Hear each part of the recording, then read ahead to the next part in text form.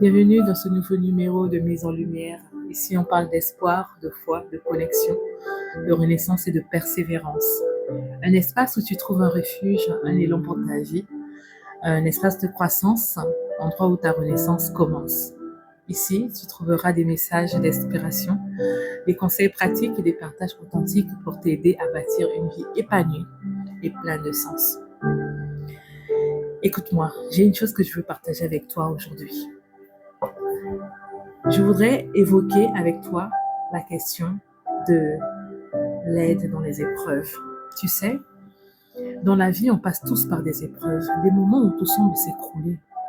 Cela peut être un deuil, un échec, une rupture ou une maladie ou autre. Ces instants où la solitude pèse, où le courage vacille. Il est naturel de ressentir de la tristesse, du découragement ou même de la peur. Mais tu sais quoi? Il y a une chose ou bien quelqu'un qui peut changer la donne. C'est l'aide. Tu sais, demander de l'aide n'est pas un signe de faiblesse, ni une dépendance d'ailleurs. C'est une preuve de lucidité et de courage. Cela signifie qu'on accepte nos limites et qu'on ouvre la porte à la guérison. Oui. L'aide qu'on reçoit ou qu'on donne, c'est ça qui nous relie. Aujourd'hui, je voudrais qu'on prenne un moment pour réfléchir au rôle de l'aide dans les épreuves.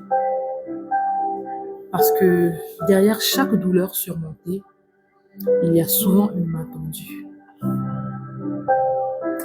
L'aide, c'est un soutien indispensable dans une épreuve. Qu'on traverse une période difficile ou un moment éprouvant, on a besoin d'être entendu. Pas forcément pour être conseillé ou jugé, mais tout simplement le fait d'être écouté. L'écoute d'un ami, la présence d'un proche, ou même les mots d'un inconnu, ça peut redonner un souffle d'espoir. C'est fou, hein? Comme une simple phrase du genre « Je suis là pour toi » peut apaiser un cœur blessé. Parce que tu sais, sans aide, ne crois pas que ta souffrance ou ton épreuve va s'en aller. Au contraire, elle va s'enraciner. Elle va s'enraciner. Elle va tellement t'envahir que tu auras l'impression d'être tout seul. Dans un monde sombre, dans un monde obscur, alors qu'il y a des gens à côté, alors qu'il y a des solutions qui sont là pour toi, qui n'attendent que toi. Tu sais que quand tu arrives à saisir ces opportunités ou ces aides, ben, tu as l'impression en fait que tu commences à respirer. Et c'est là que tu te rappelles que finalement, tu n'es pas seul dans la tempête. Parce que il y a des gens qui veulent juste en fait t'aider à rebondir, à sortir la tête de l'eau. Parce que tu sais, l'aide va te permettre de rebondir, ouais, comme je disais, et aussi de grandir. Parce que ce qui nous arrive, ce n'est pas seulement parce que on l'a mérité ou parce que, je sais pas. Non, les épreuves nous arrivent, c'est tout à fait normal dans la vie. Et soit pendant nos épreuves, on apprend, on ne peut qu'apprendre d'ailleurs. On ne peut qu'apprendre. Parce que les épreuves sont là aussi pour nous faire passer à un autre cap de notre vie. Et pour passer à ce cap-là de la vie, on a besoin d'aide. C'est pas être faible d'accepter de l'aide. C'est pas être faible. Au contraire, c'est accepter qu'on ne peut pas affronter cette épreuve tout seul. Et souvent, c'est grâce aux autres qu'on a le courage de se relever. Ça peut être une parole, ça peut être un regard ou un conseil bienveillant. Et tout ça, ça nous pousse à réfléchir autrement. Toutes ces choses, toute l'aide qui est mise autour nous permet de reprendre confiance et de réfléchir à comment nous pouvons aborder cette épreuve et comment on peut s'en sortir, comment on peut rebondir tout simplement. Et l'aide aussi nous permet de nous donner des astuces pour grandir.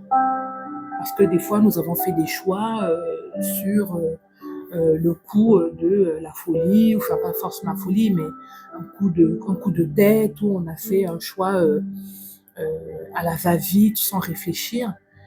Et ben, l'aide justement qu'on va recevoir va nous permettre aussi de pouvoir grandir et mûrir et apprendre aussi de nos épreuves, de nos erreurs ou de nos épreuves. Parce que recevoir de l'aide ne se résume pas seulement à être consolé, c'est aussi apprendre à se reconstruire. Parce que grâce aux autres, on tient parfois des solutions que nous n'avions peut-être pas vues si seulement on était seul. C'est à ce moment-là que l'aide devient un levier de transformation parce qu'elle nous pousse à réfléchir, à évoluer et à retrouver confiance en nous. C'est ce que finalement les psychologues appellent la résilience. C'est la capacité à renaître après la douleur. On sait tous que la résilience n'est pas dans la solitude, ni dans le silence, mais elle se nourrit par le partage. Elle se nourrit par le dialogue et la bienveillance.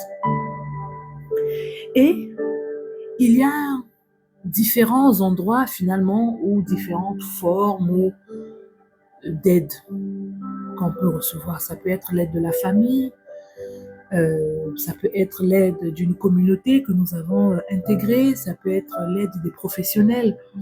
Quand c'est la famille, c'est une aide affective, c'est une écoute, c'est un réconfort.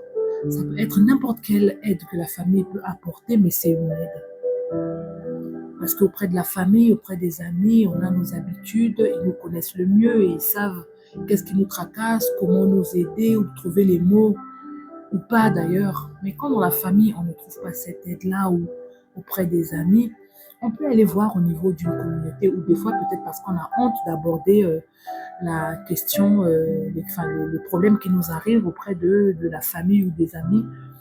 Mais il y a aussi des communautés qui sont mises en place pour nous aider aussi à trouver des réponses à nos questions. Il suffit juste en fait d'aller frapper à la porte et leur demander, leur expliquer notre situation. Ils vont peut-être aussi, le plus souvent, si je peux dire comme ça, apporter aussi leur contribution. Soit en nous donnant des tuyaux ou en nous renvoyant auprès d'autres organismes, etc. Ou du moins nous orienter auprès des personnes adéquates qui pourraient répondre, nous donner des solutions. Et le fait aussi de se confier ou par exemple partager ce qui nous arrive avec cette communauté, ça nous permet aussi de ne pas s'isoler. On se retrouve avec les autres, on échange, on parle et c'est aussi un soutien en fait. À défaut d'avoir une communauté, il y a aussi des professionnels comme des psychologues, des conseillers, des éducateurs ou des médecins. Eux, ils vont t'offrir justement les outils concrets pour répondre à ta demande, pour répondre à trouver des solutions à tes difficultés ou aux situations qui t'arrivent et surmonter finalement la souffrance. Tu sais, ne pense pas que dans ces situations-là, tu es seul. Il y a des gens à côté de toi qui veulent juste t'aider. Il suffit juste d'aller frapper à la bonne porte. Je répète encore, la faiblesse, l'aide, ce n'est pas une faiblesse. Au contraire, c'est être courageux. C'est accepter qu'on n'est pas seul et être humble, finalement. L'aide. Et quand on passe par des moments difficiles, on a besoin de se retrouver. On a besoin aussi des fois de se retrouver avec soi-même, d'avoir un temps de recul, un temps de remise en question et s'accorder aussi du repos, lever le pied pour nous permettre de, de, de prendre du recul face à la situation et réfléchir. Et dans ces moments-là, souvent, des fois, on peut se sentir un peu mieux et on prend le problème différemment parce que justement, on a pris du recul, on a évalué la grandeur du problème et on le dissèque dans notre tête, on commence à l'étayer, à enlever élément par élément et voir comment est-ce qu'on peut trouver des solutions. Mais s'enfermer ou s'isoler, ce n'est jamais productif, c'est jamais bon, ça produit rien de bon. Alors il faut aller chercher des solutions, il faut aller auprès des gens compétents ou des personnes qui vous connaissent, des personnes qui connaissent votre situation, ou pas d'ailleurs, des personnes que vous pensez qui peuvent vous aider, plutôt que de se laisser envahir par la douleur, la souffrance ou par la situation qui nous arrive. D'autres utilisent plusieurs moyens, ça peut être par exemple l'écriture, ça peut être le sport, ça peut être l'art, ça peut être la méditation, mais ne vous retrouvez pas seul. Ne soyez pas seul. Entourez-vous des gens. Entourez-vous des gens. Vous savez, dans les épreuves, l'aide ne peut que faire du bien. Ça permet de renforcer la confiance en soi, le fait de se faire aider. Ça diminue la solitude parce qu'on n'est plus seul, on partage notre douleur avec quelqu'un d'autre et ça nous permet de soulager, ça permet d'extérioriser déjà. Et aussi des fois, quand on est écouté par l'autre ou par les autres, ben, des fois, on se rend compte que finalement, on a pris le problème un peu trop à cœur ou peut-être qu'on l'a peut-être vu un peu plus grand. Et les autres vont peut-être nous dire, mais en fait, ton problème n'est pas si grand que ça. Alors, ça permet aussi des fois de minimiser la grandeur de la chose et de relativiser. Vous voyez, le fait de ne pas être seul vous permet d'aborder la question avec une distance. Et ça permet aussi le fait de partager ou le fait de recevoir de l'aide ou de demander de l'aide. Ça permet comme je disais, de voir la situation autrement, de prendre du recul, mais aussi de rétablir l'équilibre émotionnel. Parce que ça te permet, en échangeant avec quelqu'un d'autre, de canaliser tes émotions, de comprendre que finalement, tu as peut-être exagéré la situation ou tu as peut-être exagéré tes émotions face à ça. Et plutôt que de les refouler à l'intérieur de toi en prenant sur toi, le fait de partager avec quelqu'un d'autre permet aussi de souffler. Permet de souffler, de te vider et de relativiser. De relativiser. Il faut donc accepter d'être aidé. Être aidé nous permet aussi d'avoir des atouts, des tips pour pouvoir aider les autres. Parce que l'aide n'est pas qu'à sens unique. Être aidé, c'est aussi finalement pour aider les autres demain. Et ça te donne un sentiment d'utilité. Et ça permet aussi le fait que tu aides les autres, le fait que les autres t'aident, de renforcer aussi les liens humains. Vous savez, il y a des fois dans des situations où on rencontre des amis, où on rencontre des gens, quand on se raconte nos histoires, on se dit « Ah tiens, tu te souviens comment est-ce qu'on s'est rencontrés? C'est parce qu'en fait, tu m'avais aidé dans telle situation, tu m'avais aidé par rapport à telle chose, à telle épreuve, j'avais besoin de ça, tu m'avais aidé. » Il y a des rencontres ou des grandes amitiés qui se sont faites comme ça, au travers une aide. Au travers une aide. au travers une aide, on peut construire des grandes amitiés. Parce que dans les épreuves, il n'y a rien de plus beau quand on est unis, quand on tisse des liens avec d'autres personnes. Ça permet de créer en fait un cercle d'amis ou un lien tellement fort, qui nous pousse à, de la même manière qu'on nous a donné, on a reçu, et ensuite on devient un soutien pour les autres. Voilà l'importance d'accepter de se faire aider. C'est pour aider les autres en retour. Aider, vous savez, au-delà d'aider pour aider les autres, il y a aussi cette phase que des fois nous ne voyons pas, ou des fois que nous voyons plus tard. Parce que cette aide-là, on finit par rentrer dans un processus de guérison. Parce qu'au final, si on regarde aussi l'autre côté, au-delà juste de trouver un endroit refuge ou un endroit où on peut échanger, où on peut se vider, mais c'est aussi une façon d'accepter de guérir soi-même. Parce que quand on tend la main à quelqu'un ou quand quelqu'un nous tend la main, ça lui donne le pouvoir aussi de se sentir utile.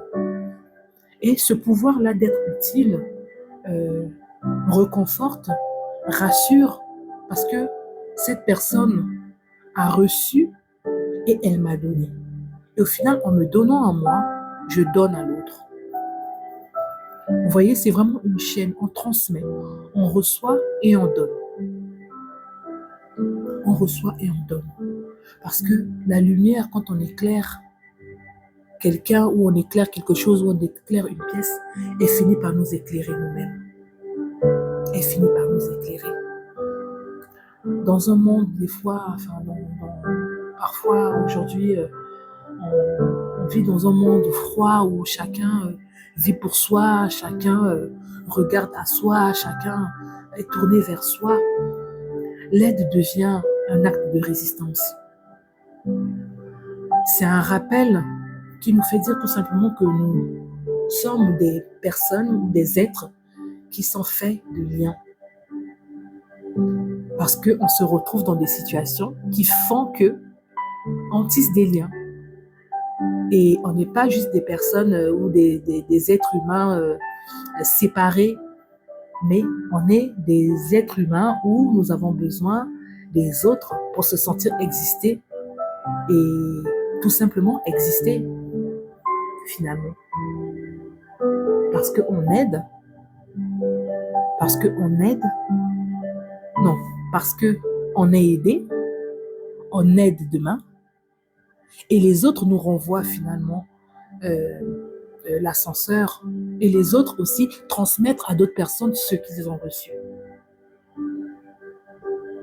Alors, je voudrais vraiment insister sur le fait que l'aide, qu'elle soit donnée ou reçue, c'est bien plus qu'un simple geste en fait. C'est une force vitale. C'est une force qu'on reçoit dans les épreuves. C'est une force qui nous permet de transformer notre douleur en apprentissage. C'est une force qui nous permet de transformer la faiblesse en courage et l'isolement en lien humain. Parce que grâce à elle, l'être humain découvre qu'il n'est jamais seul pour avancer et qu'il y a toujours une main invisible qui nous empêche de tomber. Alors, accepte d'être aidé, c'est faire preuve de courage. Et aider, c'est aussi un peu de soi. C'est aussi allumer la flamme chez l'autre. Et est-ce que c'est peut-être pas ça le plus beau message de la vie? Que finalement personne ne traverse une épreuve seule. Parce qu'il y a toujours une main tendue pour aider à te relever. Il suffit juste d'avoir le courage de demander. Parce que quand tu demandes, on te donne. Quand tu frappes, on t'ouvre. Aider, c'est aussi semer une graine d'espoir. Aider, c'est aussi aimer l'autre. Aider, c'est aussi encourager. Aider, c'est aussi montrer que l'autre existe, que l'autre compte. Et que finalement, le fait d'aider nous donne un sens à la vie. Le fait d'aider. Donc ne crois pas que quand tu aides, tu ne reçois pas. Tu finis toujours par recevoir. Parce que c'est une chaîne. Donc, si ce contenu t'a plu, alors je te laisse t'abonner sur le compte YouTube pour recevoir d'autres vidéos. Sur notre compte Instagram Mise en Lumière officiel, là-bas aussi, je partage des petits tips. Et je te laisse liker le podcast et partage-le autour de toi afin d'aider d'autres personnes qui ont besoin d'entendre ça. Donc, fais-moi un retour en commentaire si tu as apprécié le message et partage-moi ton témoignage afin aussi d'éclairer d'autres personnes. Tu peux aussi, si tu veux, m'envoyer un mail si tu as besoin de partager, échanger ou encore si tu as besoin d'être écouté.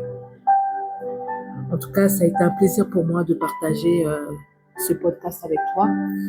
Et je te dis à très bientôt et je te retrouve pour un prochain numéro. En tout cas, je t'embrasse et je te dis à très bientôt. Ciao.